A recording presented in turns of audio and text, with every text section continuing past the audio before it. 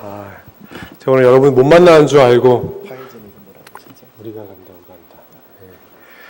간다. 제 인생에 이렇게 고속도로를 기도하면서 달려보기는 처음인 것 같습니다.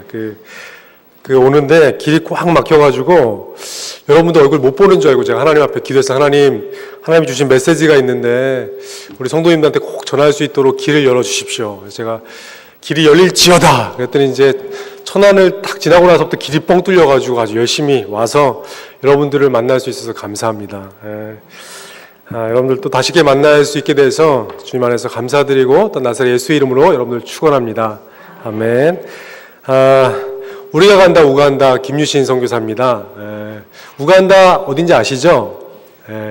우간다 이 동부 아프리카에 있는 나라인데 하나님께서 저를 그곳으로 보내주셔서 그전에는 부룬디에서 사역을 하다가 이제 5년 동안 우간다에서 사역을 하고 감사하게 하나님께서 또 이렇게 쉴 수 있는 기회를 주셔서 한국에 잠시 머물고 여러분들을 만날 수 있게 됐고 이제 이번 주 목요일 날 또 이제 우간다로 돌아갑니다. 그래서 원래 안식년을 1년을 이렇게 쉴 수 있고 또 사역을 할 수 있는데 하나님께서 빨리 가라고 할 일이 많다고 하셔가지고 한 달 반 정도만 한국에 잠시 머물렀고요. 이제 다음 주 목요일 날 우간다로 돌아가게 되는데 여러분 기억해 주시고 기도해 주시면 감사하겠습니다.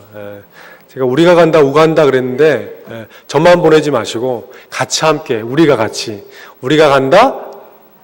제가 우리가 간다 그러면 여러분들 우간다 해주셔야죠. 우리가 간다 우간다. 그래서 이름이 우간다입니다. 그래서 우리가 함께 가기 때문에 우간다인 줄로 압니다. 여러분들 우간다 뭐 잘 모르실 수도 있고 아실 수도 있는데요. 우간다는 대충 간단하게 소개시켜드리면 아프리카가 한 나라가 아니고 한 언어가 아니라 아프리카 안에도 56개 나라가 있습니다. 그리고 그 안에 1000개 이상의 언어가 쓰이고 있습니다. 작은 나라가 아니죠. 그래서 저희 우간다는 동부 아프리카, 그러니까 우리나라가 아시아에서 동쪽에 있는 것처럼 우간다는 아프리카에서 동쪽에 있는 나라 중에 한 나라입니다. 우간다 주변에는 케냐, 탄자니아, 우간다, 루안다, 부룬디, 수단 들어보셨죠? 그런 나라들과 같이 있는 나라가 우간다입니다.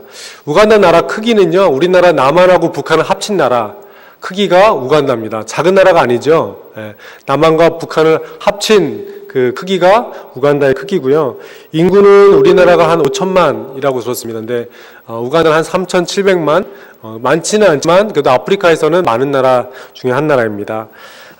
제가 이제 하는 사역은 우간다에서 하나님께서 제가 2년 동안 우간다를 쭉 둘러보면서 기도하는데 그런 마음을 주셨습니다. 소경이 마태복음 15장 14절에 보면 소경이 소경을 인도하면 둘 다 구덩이에 빠지느니라 이런 말씀이 있죠. 보니까 우간다를 다니다 보니까 교회들이 있는데 목회자들이 훈련을 받은 사람이 없습니다. 90% 이상의 목회자들이 신학 훈련을 받은 적도 없고요. 또 교육을 받은 적이 없어서 그냥 교회를 인도하는 모습을 보면서 하나님께서 저들이 지금 소경이 소경을 인도하고 있다라는 마음을 주시더라고요. 그러니까 이 사람들 이단이 뭔지도 모르고요. 이슬람이 지금 우간다에 많이 퍼지고 있는데 이슬람 사람들이 뭐라고 하냐면 너희들이 믿는 하나님과 이슬람의 하나님은 같은 하나님이다. 그러니까 우리 이슬람 사원에 와서 예배드려도 상관없다. 그러니까 또 사원에서 뭐 준다 그러면 또 사람들 우르르 이슬람 사원에 갔다가 또 교회 갔다. 그런 모습들을 보면서 이들에게 특별히 이제 목회자들의 눈을 뜨게 해야겠다라는 생각이 들었습니다. 이 목회자들이 목회자가 되는 여러 가지 과정들이 있는데 보통 어떻게 되냐면 첫 번째 담임 목사님께서 이렇게 돌아가시면서 어떤 집사님한테 내일부터 당신이 목회하시오 그러고 돌아가시면 그다음부터 이제 그 집사님이 그 다음 주부터는 설교해야 되는 거예요. 이해가 되시죠? 그러니까 훈련을 한 번도 안 받고 이제 목회자가 되기도 하고 어떤 분들은 이제 집사님이 이제 기도하다가 환상을 봤는데 십자가가 가슴에 이렇게 다가오는 꿈을 꾸고 그냥 그 다음날부터 옆에 망고나무 아래서 이제 북을 치고 그러면 또 사람들이 모이고 그러면 이제 그게 이제 교회가 돼서 예배가 드려지고 이해가 되시나요? 그런 우간다 교회들이 그렇게 있고요. 그리고 또 어떤 교회들은 그냥 이제 이분들이 그냥 열심을 가지고 그냥 교회를 한 사람, 두 사람 교회에서 예배드리다 이제 성도들끼리 싸우면 또 옆에 가서 이제 교회가 생기기도 하고 그렇다 보니까 이제 교육을 제대로 못 받은 사람들이 많이 있습니다. 그리고 목회자들이 대부분 교육 수준이 초등학교 그리고요, 어떤 목사님은 글자를 읽을 줄 모릅니다. 근데 어떻게 설교를 하냐고요? 어떤 성도님께서 이제 성경을 읽어주시면 그거를 듣고 직통 계시를 받아서 그 다음에 바로 설교를 합니다. 굉장히 신령하시죠. 그러다 보니까 우간다 이단들이 많고 제대로 된 설교를 하거나 목회를 하시는 분들이 없기 때문에 이 목사님들의 훈련이 필요하다는 마음 하나님께서 제 마음에 주셔가지고 그 목사님들을 훈련하고 교육하는 일들을 제가 우간다에서 하고 있습니다. 근데 이 목사님들 훈련을 받으니까요 언어가 바뀝니다.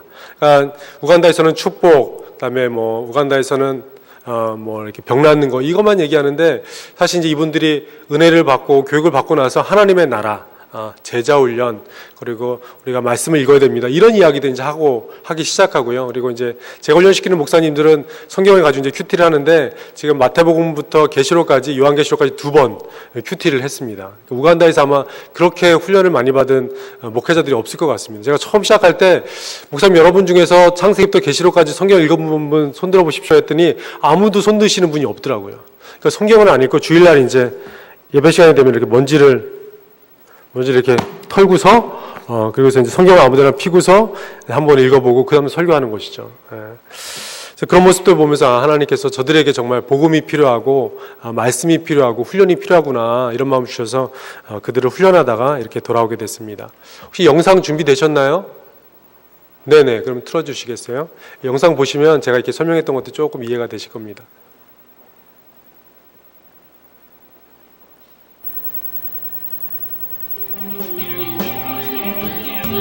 저 앞쪽에는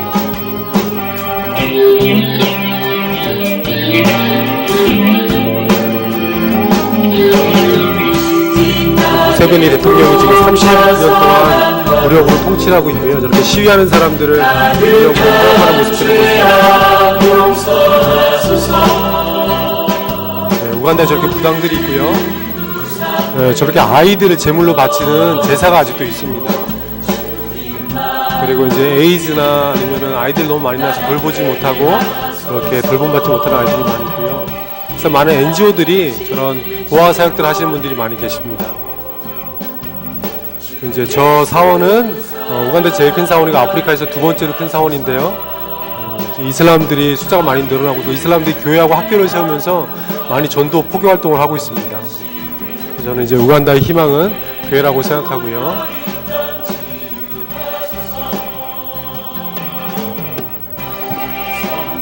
제가 훈련시키는 목사님들 교회 방문해서 설교하고 교회 안에 들어가지 못해가지고 밖에서 이렇게 예배를 지켜보는 사람들이 있습니다. 우간다에서 예배를 드리면 한 4시간, 5시간씩 예배를 드립니다.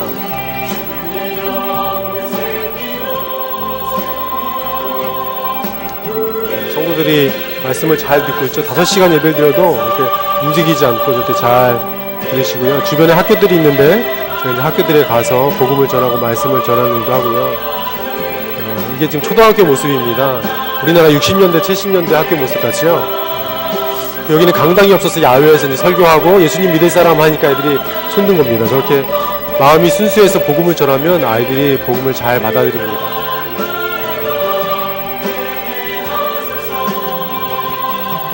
그렇죠. 지금 한국은 주일학교가 줄어든다고 하는데 아프리카는 주일학교가 지금 부흥하고 있습니다. 그리고 저기는 중고등학교인데 어떤 분이 초청하셔가지고 말씀을 전하러 갔고요.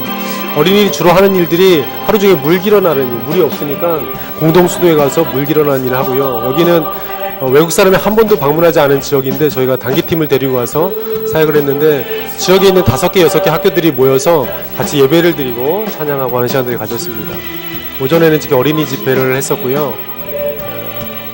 오후에는 저렇게 포노학습을 통해서 아이들에게 복음을 전하고 말씀을 이해할 수 있도록 하는 시간들을 가졌습니다. 저 아이도 이제 집회 참여하고 싶은데 자기 동생이 이제 잠드는 바람에 이게 없고서 옛날에 저희 나라도 그랬죠. 그리고 이제 저 복음 터널이라 해가지고 복음에 대해서 설명하면서 아이들이 게임으로 복음을 잘 이해할 수 있도록 그런 프로그램들이었습니다. 아이들이 이제 저런 거 부채 같은 거 뭐 스티커 처음 봤기 때문에 너무 신기하고 재미있게 활동을 참여하면서도 복음을 이해할 수 있도록 하는 시간들을 가졌고요. 제가 혼자 할 수 없는 사역들을 이렇게 단기팀 청년들이랑 같이 했고요. 아이들 많죠? 저렇게 아이들이 저렇게 아프리카에는 많습니다. 그래서 복음을 들으면 아이들이 예수님을 영접하고 또 아이들이 또 단기팀이 언제 오냐고 또 물어보기도 하고 이 모습은 제가 이제 목회자도 훈련하는 모습입니다. 지역에서 목사님들 훈련을 잘 받고 있죠. 아침에 매일매일 모여서 큐티를 하고 큐티를 나누는 시간들을 갖고요. 그 다음에 사역일을 통해서 서로 전도하는 실습들을 하고 또 나가서 전도도 하고요. 목회자들인데 저렇게 사역일에 전도해본 사람들 한 명도 없습니다. 그리고 배운 것들을 조별로 토론도 하고 그리고 훈련받다고 끝나는 게 아니라 시험을 봐가지고 시험을 통과하는 사람만 다음 훈련을 또 받을 수가 있습니다. 그래서 열심히 목회자들이 공부하는 모습들을 볼 수가 있죠.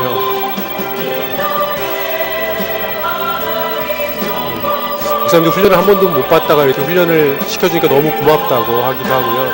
이렇게 훈련이 끝나고 나면 세미나하고 간증하는 시간을 갔는데 이 훈련을 통해서 자기 인생이 달라졌다고 간증하는 사람들도 있습니다. 그리고 파송 기도로 마무리하고요. 얼굴이 밝죠. 훈련 받기 전에는 이렇게 막 우울한 모습이었다가 훈련 끝나고 나서 이렇게 환해지고 삶의 목표와 비전을 발견했다고 하는 목회자들을 만나게 되었습니다.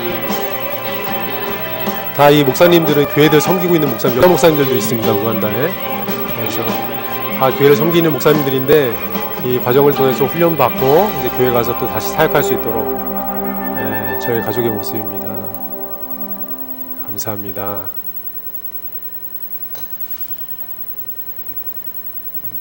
여러분께서 기도 많이 해주셔서요. 5년 동안 감사하게 하나님 은혜 가운데 참 사역을 잘 할 수 있어서 감사했습니다. 기도해 주신 여러분 다시 한번 감사를 드립니다. 오늘 하나님께서 제게 주셨던 말씀은 제가 선교지에서 안식년 한국에 들어오면서 하나님께 물어봤습니다. 하나님, 제가 안식년 들어가면 어떤 일을 해야 될까요? 그렇게 물어봤을 때 하나님께서 제 마음에 주셨던 말씀은 무엇이었냐면 하나님의 나라, 네가 선교지에서 경험한 하나님의 나라를 전해라, 이런 마음을 주셔가지고 오늘 하나님 나라 먼저라는 제목으로 말씀을 나누길 원합니다. 한국이 참 살기 좋죠. 이 고속도로가 잘 뚫려 있어가지고 어디든지 뭐 요즘은 지방까지도 2시간, 3시간 아니면 다 갈 수 있고, 이런 마트들도 큰 것들이 있고, 그래서 너무 참 살기 좋은데 한국에 오니까 5년 전하고 달라진 게 하나 있더라고요. 뭐냐면 미세먼지. 미세먼지가 많아가지고 뭐 다들 마스크 쓰고 다녀가지고 얼굴을 볼 수가 없더라고요. 그렇지 않습니까? 제가 이제 서울에서 이제 어느 날 이렇게 시내를 걸어 다닐 일이 있어서 이렇게 걸어 다니는데 그날이 미세먼지가 제일 심했던 날이라고 뉴스에서 하던데 숨을 쉬기가 정말 이게 답답함을 제가 가슴으로 느낄 정도로 이 미세먼지가 굉장히 심각하구나 한국에, 그런 생각을 했습니다. 그래서 많은 분들이 이제 제가 아프리카에서 왔다 그러면 저를 이제 궁휼하게 어떻게 그렇게 힘든 데서 사역을 하다 왔냐고 그러시는데, 저는 이제 한국에 있는 분들 보면 그렇게 미세먼지가 많은 데서 얼마나 이렇게 힘들게 살고 계시냐고, 이렇게 제 궁휼한 마음이, 여러분들 보니까 궁휼한 마음이 이렇게 들더라고요. 그래서 혹시 이렇게 한국에서 살기 힘드신 분들은 우간다 가시면 이렇게 공기가 깨끗합니다. 우리나라 옛날 시골처럼 잘 살고 있고요. 근데 제가 보니까 이 미세먼지가 그냥 공기 중에 떠다니는 미세먼지 말고 또 다른 미세먼지가 있더라고요. 그 미세먼지가 뭔가 영적인 미세먼지가 하나 있던데, 그 미세먼지가 뭐냐면 염려. 제가 발견한 건 뭐냐면 많은 이렇게 성도들님들을 만나고 직장인들을 만나고 목사님들을 만나도 늘 나누시는 주제가 다 염려가 있는 것들을 보게 돼요. 그래서 이 염려가, 미세먼지가 쌓이면 이게 나중에 폭발하지 않습니까? 그런 것처럼 많은 분들이 염려와 걱정과 근심 가운데 사는 모습들을 보게 돼요. 이 염려가 쌓이면 어떻게 되는지 아십니까? 인생이 좌절하게 됩니다. 좌절하게 되면 어떻게 되는지 아십니까? 자살하게 되죠. 그래서 한국이 지금 자살률이 제일 높다고 하는데, 제가 보면서 이 영적인 미세먼지, 염려가 참 성도들 마음 가운데, 또한 세상에서 사는 세상 사람들 마음 가운데 많이 쌓여 있구나 라는 것들을 발견하게 됩니다. 이 염려 참 문제죠. 오늘 성경에도 보면 짧은 10구절 안에 염려라는 단어가 6번 나옵니다. 무엇을 먹을까? 무엇을 마실까? 염려하지 말라. 또 보면 너희 중에 누가 염려함으로 그 길을 한 자라도 더할 수 있겠느냐. 제가 사실은 아까 세종시에서 아침에 예배를 드리고 이렇게 오는데 고속도로가 막 막혀 있잖아요. 제 마음에 막 염려가 막 이렇게 올라오려고 하는 거예요. 근데 하나님께서 네가 염려함으로 1분이라도 더 빨리 갈 수 있느냐? 이런 마음을 주시더라고요. 그래서 내가 염려한다고 할 수 있는 게 없구나. 그래서 기도하고 찬양하면서 왔습니다. 할렐루야. 제가 아마 염려하면서 왔으면 설교할 때 마음이 안 편했을 것 같아요. 근데 시간이 늦었지만 제가 차 안에서 계속 찬양하고 기도하고 왔더니 하나님께서 제 마음에 평안함을 주시더라고요. 아멘. 근데 이 염려를 해결할 수 있는 방법이 오늘 답이 나와 있습니다. 성경에 계속 염려 6번 나오다가 6장 33절에 답이 나옵니다. 어떻게 하면 염려 없는 삶을 살 수 있는지. 뭐라고 되어 있습니까? 그러므로 너희는 먼저 그의 나라와 그의 일을 구하라. 그리하면 이 모든 것을 너희에게 더하시리라 말씀하고 있습니다. 염려하는 것보다 우리가 해야 될 것은 무엇입니까? 먼저 하나님의 나라와 의를 구해야 한다는 것이죠. 제가 이제 이 말씀을 선교지를 가면서 이제 경험하게 됐는데요. 사실 이제 선교지 가기 전에 기도될 게 많지 않습니까? 하나님 좋은 정말 적합한 집도 주십시오. 하나님 차도 주십시오. 아이들 학교도 적합하게 보낼 곳을 알아봐 주시고 연결해 주십시오. 이렇게 막 하나님 앞에 이제 기도로 선교를 준비하고 있는데 하나님께서 스톱! 그만해라. 그런 기도하지 말고 먼저 그의 나라와 그의 의를 구하라. 그리하면 이 모든 것을 너희에게 더하시리라. 이런 말씀을 주시는 거예요. 그래도 하나님, 저 차가 중요한데요. 제가 부룬디에서 몰았던 차 이름 기억하십니까? 예전에 제가 말씀드렸는데, 제가 부룬디에서 몰았던 차 이름이 나사로입니다. 나사로. 예. 이 차가 이렇게 한참 잘 가다 갑자기 시동이 꺼집니다. 그럼 이제 저희 가족이 차 밖으로 나와가지고 차를 흔들면서 안수기도를 합니다. 나사로야 일어날지어다. 나사로야 시동이 걸릴지어다. 이렇게 한참을 기도하면 차가 살아날까요? 안 살아날까요? 살아납니다. 할렐루야.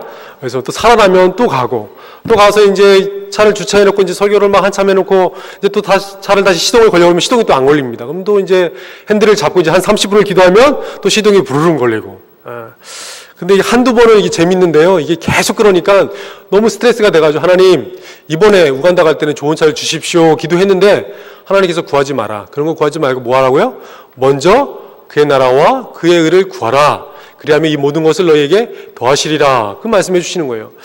집을 구하려고 해도 하나님께서 구하지 말라는 마음을 자꾸 주시는 거예요. 그래서 그냥 그거 구하지 않고 그냥 하나님의 나라와 의만 구하기로 했습니다. 그래서 하나님, 제 마음 가운데 하나님의 나라가 충만하게 해주십시오.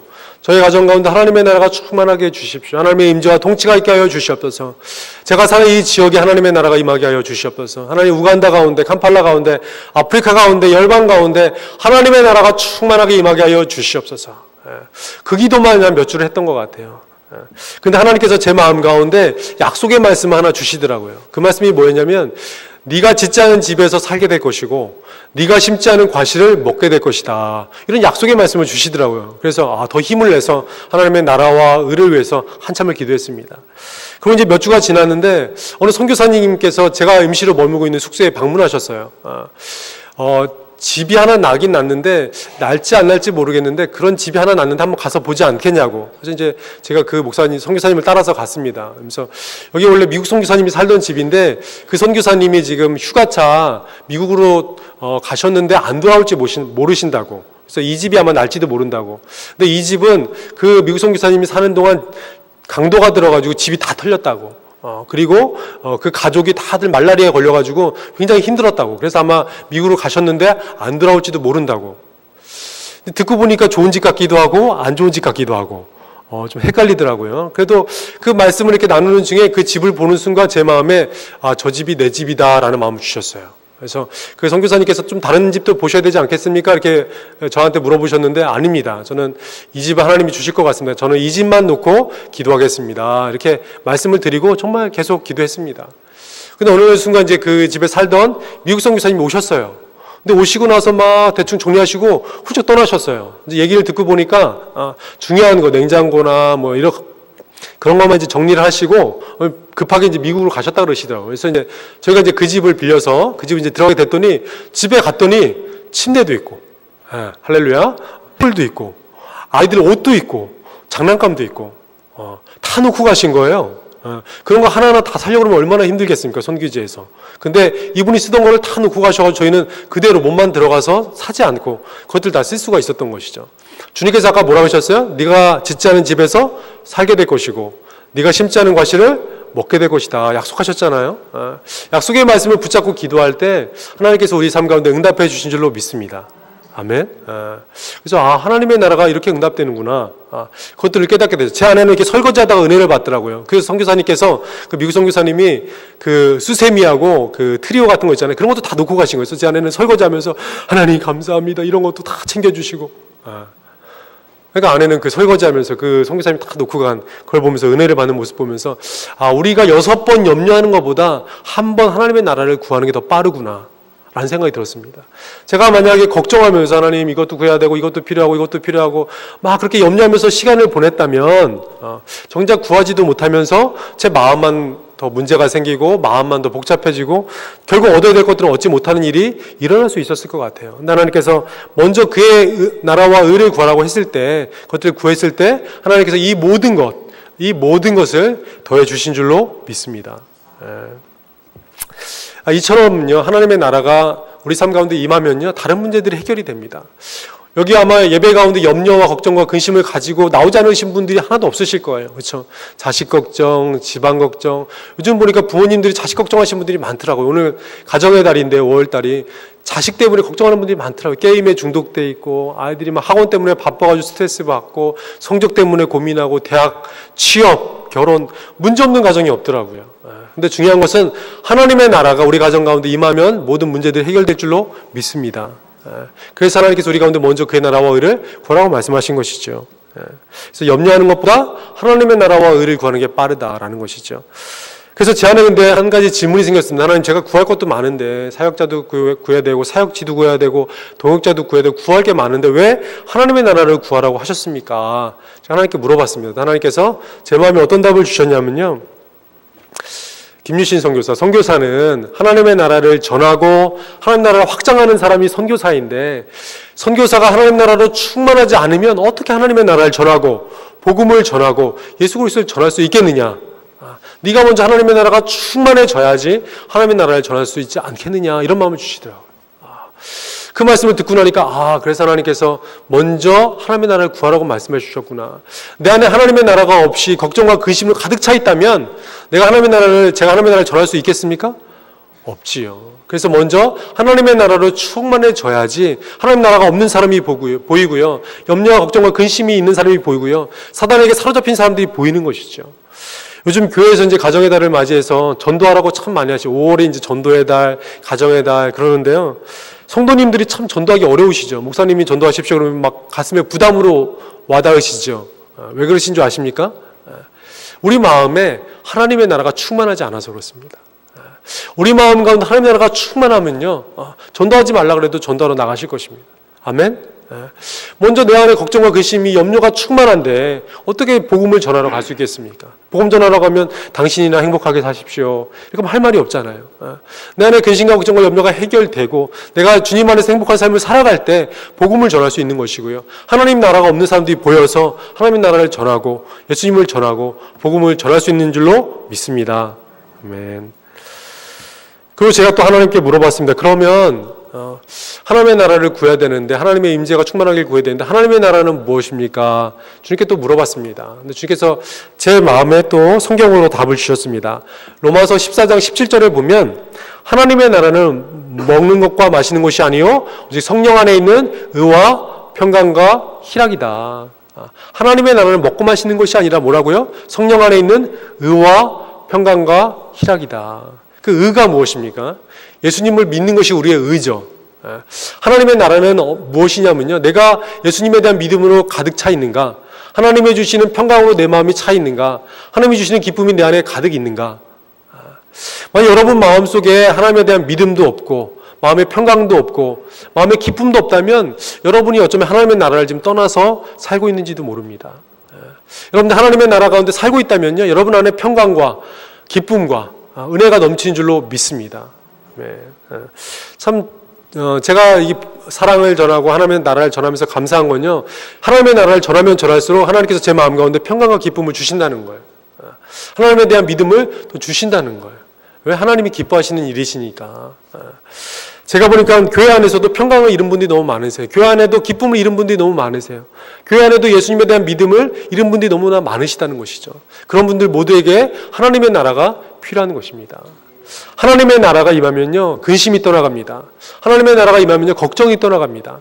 하나님의 나라가 임하면 염려가 떠나갑니다. 대신에 하나님 나라가 임하면 우리 가운데 기쁨이 생기고요, 평강이 생기고요, 은혜가 생기고요, 즐거움이 생기고요, 사랑이 생기고요, 인내가 생긴 줄로 믿습니다.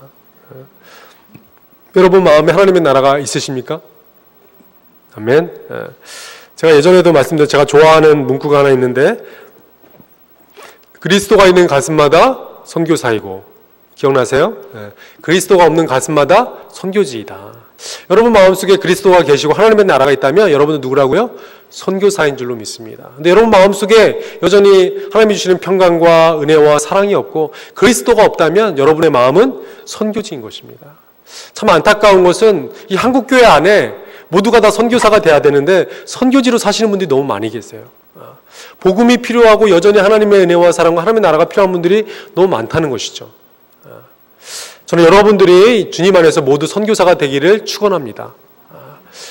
그리스도가 있는 가슴마다 선교사이다. 여러분 마음속에 그리스도가 살아계시다면 여러분 모두 선교사인 것입니다. 저 혼자 보내려고 하지 마시고 여러분 모두 우리가 다 같이 주님 안에서 선교사인 줄로 믿습니다. 제가 이 설교를 했더니 이게 성도님들이 들으시다가 김 집사 당신은 선교지야 이렇게 얘기를 하시더라고요. 농담으로. 어쩜 우리가 교회에 있지만 우리 마음이 공허하고 허전하고 걱정과 근심에 가득 차 있다면 좀 우리 심령이 선교지인지 모릅니다. 우리 마음이 선교지라면 우리가 모든 것을 내려놓고 주님 앞에 기도해야 됩니다. 주님, 내 마음에 하나님의 나라를 회복시켜 주시옵소서. 하나님의 사랑으로 충만케 해주시옵소서. 하나님의 말씀으로 내용을 새롭게 해주십시오. 그렇게 회복하지 않으면 여러분들이 공허한 삶을 살 수밖에 없다는 것이죠. 하나님께서는요, 하나님의 자녀가 하나님의 나라의 풍요로움 가운데 기뻐하며 평강을 누리며 즐거워하며 살기를 원하신 줄로 믿습니다. 오늘 예배에 참석하신 여러분 가운데, 여러분 가정 가운데, 여러분 직장과 사역터 가운데 하나님의 나라가 임하기를 예수님의 이름으로 축원합니다. 아멘. 그처럼 하나님의 나라가 너무 중요한 것이죠. 그리스도가 있는 가슴마다 하나님의 나라가 있는 것이고요. 그리스도가 있는 가슴마다 그 안에 의와 평강과 희락이 넘치는 것이죠. 근데 이 하나님의 나라로 이제 살기를 결단하고 선교사로 살기를 결단하는 순간마다 우리 가운데 이제 새로운 전쟁이 하나 생깁니다. 그 전쟁이 뭐냐면 영적 전쟁. 선교사가 이제 선교사로 살면서 하나님의 나라를 전하고 하나님의 나라를 확장시키잖아요. 그럼 하나님이 기뻐하실까요? 안 기뻐하실까요? 하나님의 나라가 확장되고 예수 믿는 사람들이 늘어날 때 하나님은 너무 기뻐하시죠. 근데 저 반대편에선 싫어하는 존재가 하나 있습니다. 누굽니까? 사탄마귀가 싫어하는 것이죠. 하나님의 복음이 전해지는 곳, 하나님의 나라가 확장되는 곳, 그리고 사단의 나라가 좁아지는 곳, 그 사이에 영적 전쟁터가 생긴다는 것이죠. 그래서 여러분들이 아마 하나님의 말씀을 따라 살기로 결단하는 그 순간 영적 전쟁이 시작됩니다. 영적 전쟁은 그냥 피상적으로 눈에 안 보이는 것이 아니라요, 실제적인 것입니다. 제가 이제 그런 경험이 몇 번 있었는데요. 제가 이제 단기팀이 우간다에 있는 동안 2주 전에 이제 단기팀이 이제 2주 후에 단기팀이 이제 오기로 했는데 갑자기 저희 막내 아이가 열이 나기 시작하는 거예요. 그 아프리카에서는 우간다에서는 이제 아이들이 열이 나거나 사람이 열이 나면 제일 먼저 하는 테스트가 뭐냐면 말라리아 테스트를 제일 먼저 합니다. 왜냐하면 말라리아 테스트는 이렇게 심하게 걸리면 죽을 수도 있기 때문에 열 나면 제일 먼저 하는 테스트가 말라리아 테스트입니다. 근데 검사를 했더니 말라리아랍니다. 지금 2주 후에 단기팀이 오는데, 근데 2, 3일 있다가 또 첫째가 열이 나기 시작하는 거예요. 그래서 병원에 또 데려갔더니 말라리아랍니다. 그러고 나서 이제 좀 며칠이 또 지났는데 제 아내가 또 열이 나기 시작합니다. 그래서 병원에 갔더니 말라리아랍니다. 단기팀 이제 다음 주에 오게 생겼는데 어떻게 될지 이제 걱정이 되는 것이죠. 지금 팀들이 다 티켓도 사가지고 비행기표도 사가지고 다 오기로 준비가 돼 있는데 이 팀을 받아야 되는지 아니면 팀을 취소하고 가족을 돌봐야 되는지 걱정이 생겼습니다. 그래서 하나님 앞에 기도했어요. 하나님, 지금 이런 상황에서 제가 어떻게 됩니까? 우리 가족을 돌보고 팀을 취소해야 됩니까? 아니면 팀을 받고 가족을 주님께 맡겨야 됩니까? 하나님 앞에 기도하기 시작했습니다. 이 걱정이 되죠. 이 말라리아가 걸리는 두 가지 방법이 있는데요. 첫 번째는 말라리아 모기가 사람을 물면 말라리아 걸립니다. 근데 또 하나는 말라리아 아닌 모기더라도 말라리아 걸린 사람을 물고 그 옆에 있는 사람을 물면 이 사람도 말라리아에 걸립니다. 무슨 말씀인지 아시죠? 그래서 말라리아에 가족 중에 한 사람이 걸리면 그 가족 모두가 말라리아에 걸리는 경우가 굉장히 많습니다. 그래서 하나님께 기도했는데 하나님 어떻게 됩니까? 단기팀을 받아야 됩니까? 취소해야 됩니까? 하나님께서 제 마음에 주시는 마음은 단기팀을 받아라. 너의 가족은 내가 돌볼 것이다. 이런 마음을 주시더라고요.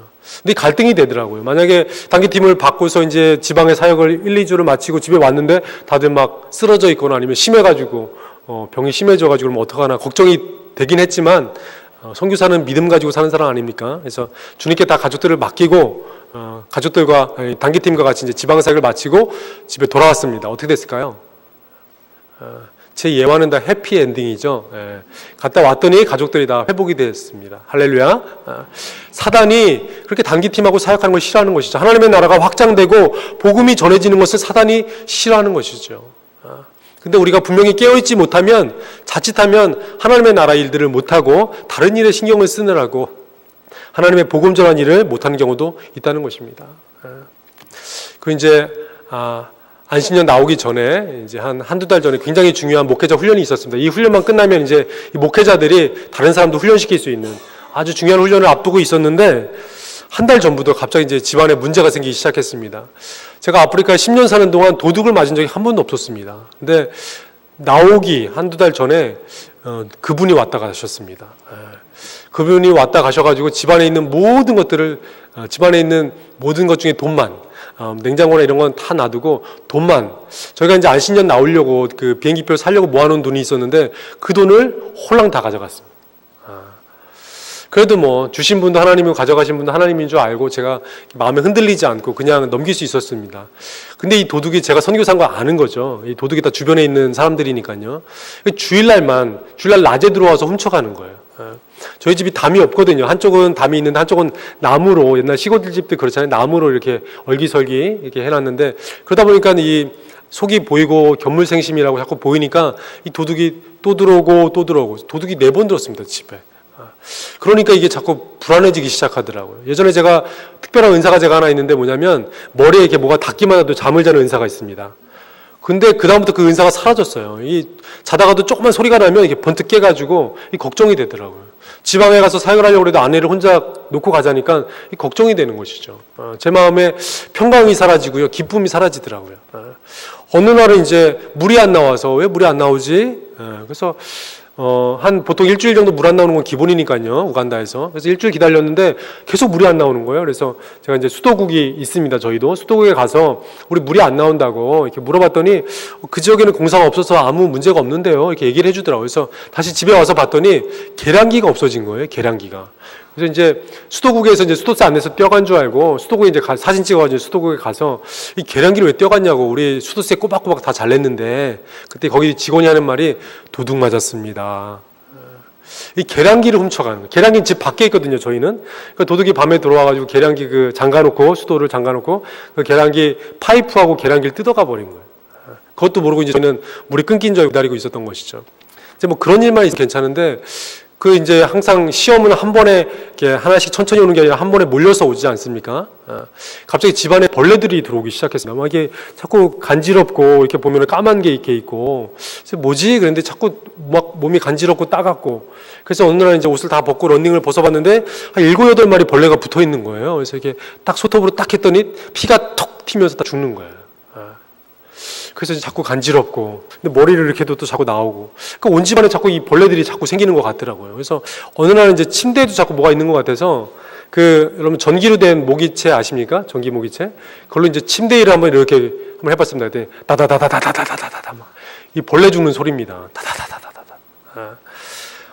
막 그러니까요, 온몸이 막 생각해보세요. 막 물렸는데 날씨는 덥고, 막 물은 더러워가지고 막 이렇게 물도 막 갑자기 어느 날부터 진흙물이 막 나오기 시작하는데, 이 막 갈색입니다. 물을 받으면 진흙이 팍팍팍 튄 다음에, 그 다음에 이제 막 갈색 물이 막 나오기 시작하는 거예요. 그러니까 저희가 이제 늪이 주변에 있는데 늪에서 이제 물을 끌어당겨가지고 이제 가정에 공급해 주는데 정화가 잘 안 돼가지고 그 물을 이제 그대로 이제 가정에 공급해 주는 거죠. 그런 물로 이제 씻으니까 벌레 물려서 긁은 데다가 이제 그런 게 이제 막 더 번져가지고 물린 점이 서로 이제 연결이 됩니다. 부어가지고.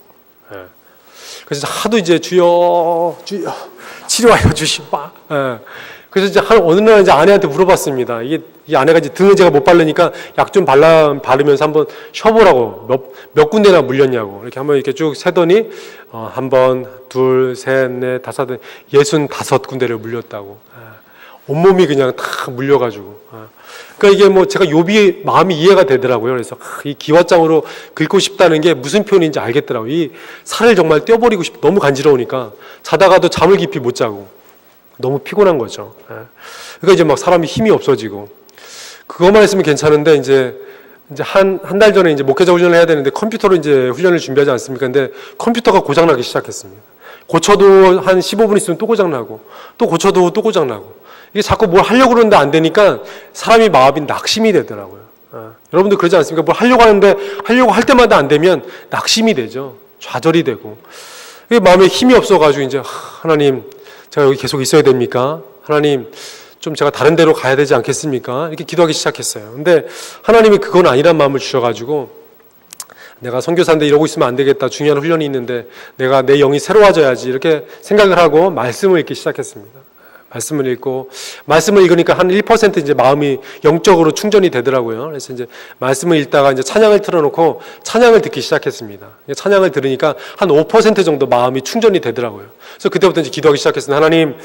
하나님, 제가 좌절하지 않길 원합니다. 하나님, 제가 하나님 주신 사명을 잘 감당하기 원합니다. 하나님, 제게 새 힘을 주시고 새 능력을 공급해 주십시오. 이렇게 한참 이렇게 기도하는데 하나님께서 제 영적인 눈을 열어주셔가지고 그림을 하나 보여주시더라고요. 그림 하나 보여주시는데 그 그림이 뭐냐면 이 저희 집에 이 검은 그림자 같은 게 가득 차 있는 거예요. 이 미세먼지가 아주 가득 차 있는 게 저희 집안에 가득 차 있고 제가 그 안에서 막 숨도 못 쉬고 막 이렇게 있는 모습을 하나님이 보여주시더라고요. 그럼 이제 어떻게 됩니까?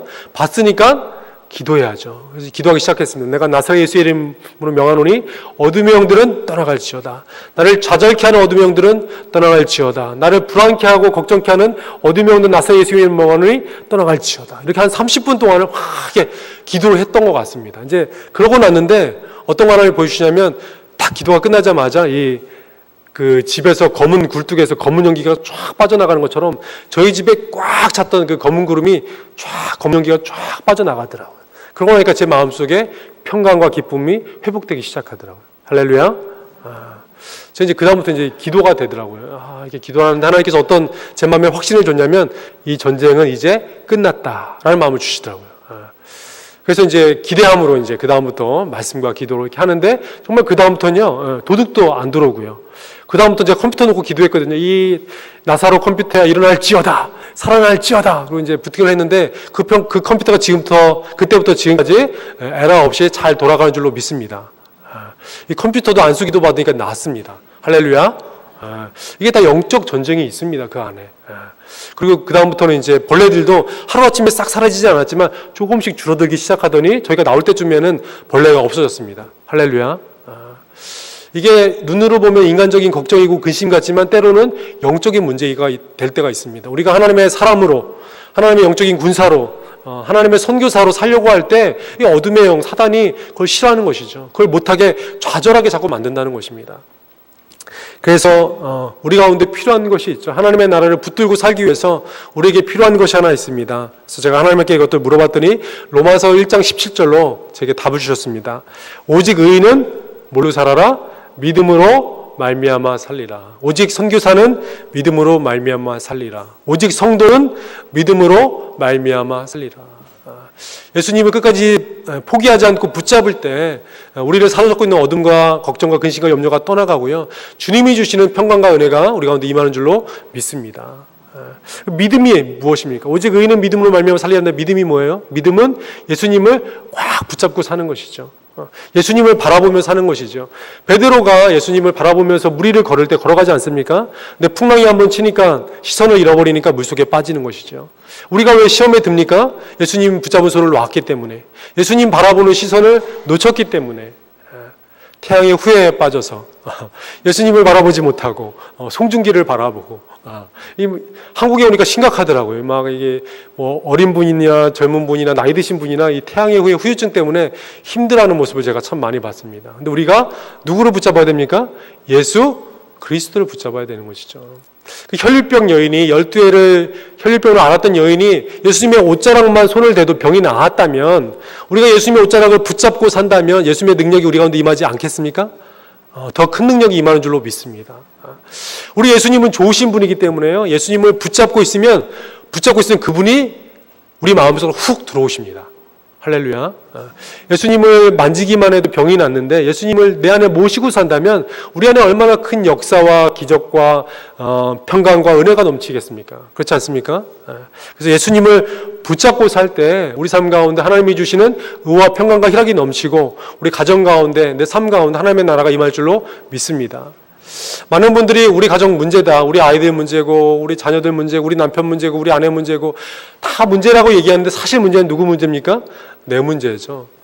내 안에 하나님의 나라가 충만하게 임하면 내 아내의 문제가 해결이 되고요. 우리 자녀들의 문제가 해결이 돼요. 지금 가정의 달인데 먼저 우리가 구해야 될 것이 있습니다. 하나님, 우리 가정에 하나님의 나라가 충만하게 임하게 하여 주시옵소서. 이 부모님이 하나님의 나라 가운데 충만하다면 자녀들이 다른 길로 가지 않습니다. 자녀들이 타락하지 않습니다. 자녀들이 중독에 빠지지 않습니다. 아멘. 먼저 우리가 하나님의 나라로 충만하게 거할 때 우리 가정의 모든 문제들이 해결될 줄로 믿습니다. 제가 이제 한 가지 예화만 드리고 이제 마치려고 하는데요. 한번 돌아보십시오. 우리가 과연 어떤 것을 붙잡고 사는지, 무엇을 붙잡고 사는지, 지난 한 주간 동안 어떤 것을 붙잡고 살았는지 한번 돌아보시면 좋을 것 같아요. 제가 이제 어렸을 때 어머니와 같이 시장에 가는 걸 좋아했습니다. 시장에 가면 항상 그 입구에 핫도그를 파는 가게가 있었습니다. 그래서 항상 그 어머니가 저를 이제 시장에 데려갈 때 핫도그를 그 입구에서 하나 사주세요. 그러면 이제 핫도그 하나 받아가지고 케찹을 한번 이렇게 빨아먹고 한 번 더 발라주세요. 이렇게 하고서 이제 이게 핫도그를 먹으면서 어머니 이제 한 손은 핫도그, 한 손은 이제 어머니 치맛자락을 잃어버리면 안 되잖아요. 키가 작으니까. 그래서 어머니 치마를 꽉 잡고 핫도그를 먹으면서 이제 또 이제 손에 뭐 묻으니까 이제 이렇게 해가지고 먹으면서 이제 또 이렇게 잡고 막 이렇게 맛있게 먹고. 그렇지 않습니까? 이제 한 30분 정도 이렇게 맛있게 핫도그를 먹은 것 같아요. 그래서 잘 먹었다 막대기를 버리고 이제 치마를 딱 잡고 이제 어머니 한번 딱 쳐다봤는데 저는 이분을 보면서 이분은 누구신가? 이제 그분은 저를 보면서 이 아이는 누구인가? 서로 이제 눈이 딱 마주치는 순간 갑자기 천국이었던 핫도그 먹을 때만 해도 천국이었는데 갑자기 이제 세상이 지옥으로 변하면서 우리 어머니는 어디 계신 건가? 나는 누구고 여기는 어디인가? 그래서 막 울었던 기억이 나요. 막 울었던. 근데 이 말씀을 준비하는데 그때 그 기억이 이렇게 생각이 나더라고요. 나는 엄마인 줄 알고 붙잡고 있었는데 그게 어머니가 아니었던 것이죠. 나는 예수님 잘 붙잡고 사는 줄 알았는데 나중에 가서 보니까 예수님이 아니라 세상이면 어떡해? 세상이면 어떡해요? 예수님 잘 믿고 내가 잘 사는 줄 알았는데 딱 보니까 나중에 사탄이에요. 세상의 유혹과 시험 가운데 빠져 살았어요. 그럼 어떡해? 그 생각이 나기 시작했습니다. 우리 한 주간 또 여러분들이 붙잡고 살았던 것이 무엇입니까? 예수님을 붙잡고 사셨습니까? 아니면 세상의 쾌락과 세상의 명예와 혹시 세상의 돈을 세상 친구들을 붙잡고 살진 않으셨습니까? 지금 왜 고속도로에 차가 막힙니까? 예배드리고 와서 막힙니까? 연휴 동안 실컷 놀고 아침에 제가 새벽에 나와서 이제 세종시를 갔는데 휴게소에 차들이 가득해요. 관광차들이. 왜요? 산에 가시는 분들. 제가 보면서 궁일한 마음이 들죠. 저분들도 하나님의 나라가 필요한데 저 산에 가는 것이 저분들을 구원할 수 없는데 몸을 지켜줄지 모르지만 저들의 영혼들은 어떻게 하지? 라는 생각이 들더라고요. 여러분 제일 무서운 게 뭔지 압니까? 영혼이 잘된 것 같이 범사가 잘 되고 강건해야 되는데 영혼이 잘 되지 않는데 범사가 잘 되고 육체가 강건해요. 이거는 저주 중에 저주입니다. 무슨 말씀인지 아시죠? 생각해 보세요. 내 남편이 있는데 영혼이 잘 되지 않아요. 근데 돈을 막 잘 벌어요. 몸은 건강해요. 그 몸과 그 돈을 뭐 하겠습니까? 바람피죠. 제가 아는 아주 신실한 의사가 한 분 있었어요. 근데 너무 사업이 잘 되는 거예요. 너무 돈도 잘 벌리고 막 지점이 생기고 그러니까 나중에 그분이 교회를 떠나기 시작하더라고요. 결국은 이혼하셨어요. 영혼이 잘 되지 않는데 부어지는 축복은 진정한 축복이 아닌 줄로 믿습니다. 영혼이 잘 되면요 사업이 좀 안 되고 돈이 좀 없고 아파도 상관없어요. 근데 영혼이 잘 되지 않는데 다른 것들이 잘 되면 그것도 문제입니다. 우리 자녀들 좋은 대학교 가면 뭐합니까? 영혼이 잘 되지 않은데 의미가 있습니까? 없죠. 우리 아이들이 좀 공부를 못하고 좀 몸이 약하고 문제가 있을지라도 그 영혼이 잘 되면 언젠가 하나님이 들어 쓰실 줄로 믿습니다. 아멘. 저는 저희 아이들한테 공부하라고 하지 않습니다. 영혼이 잘 돼야 된다. 하나님 말씀 먹어야 된다. 하나님 앞에 기도해야 된다. 그러니까 아이들이 잘 자라더라고요. 할렐루야. 여러분들이 좀 지난 시간들 돌아봤으면 좋겠습니다. 여러분들이 붙잡고 있던 건 무엇이었는지, 예수님의 옷자락을 붙잡고 있는지, 아니면 세상의 옷자락을 붙잡고 있는지. 세상의 옷자락을 붙잡고 있으면 언젠가는 망하는 것이고요. 결국은 멸망하는 것인 줄로 믿습니다. 하지만 예수님의 옷자락을 붙잡고 있으면요, 그것이 잘 되는 길이고 축복받는 길이고 영생의 길인 줄로 믿습니다. 여러분 가운데 하나님의 나라가 충만하게 임해서요, 하나님이 주시는 의와 평강과 희락이 여러분 삶 가운데, 여러분 가정 가운데, 교회 가운데 충만하게 넘치기를 예수님의 이름으로 축원합니다. 제가 한번 기도하겠습니다. 기도하시겠습니다. 자, 이 하나님 아버지, 먼저 그의